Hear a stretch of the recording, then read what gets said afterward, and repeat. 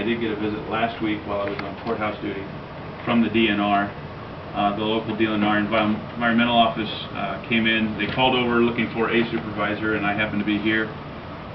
So Jim Sievers and Dennis Oswinkle came in, and they had a meeting in regards to the Richmond and Rubio projects somewhere in Des Moines office with legal people, and they have decided to issue an administrative order against Washington County to ensure that we move forward with these projects.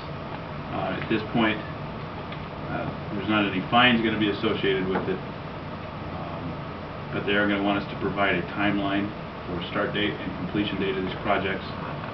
And I think, what are they? A consent agreement. I guess I did get Wes on the phone, since he sits on the Rust board, and put him on speaker while they were here.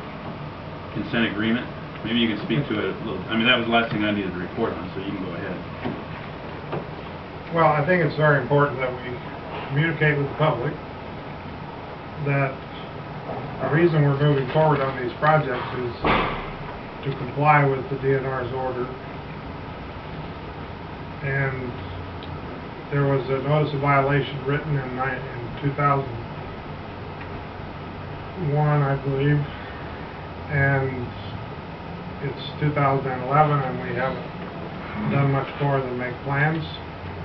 And so they're wanting to ensure that we go forward with sewering these two communities in our county. And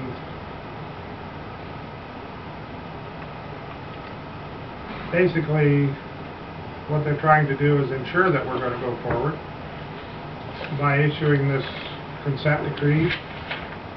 And it's called a consent decree because we have to consent with information about when we plan to start and when we plan to finish.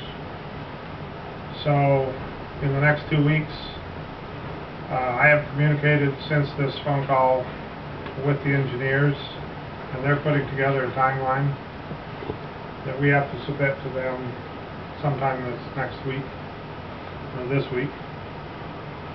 And so we'll be doing that sooner than later, and then hopefully we can avoid any passing along invitations to share our wealth with the DNR.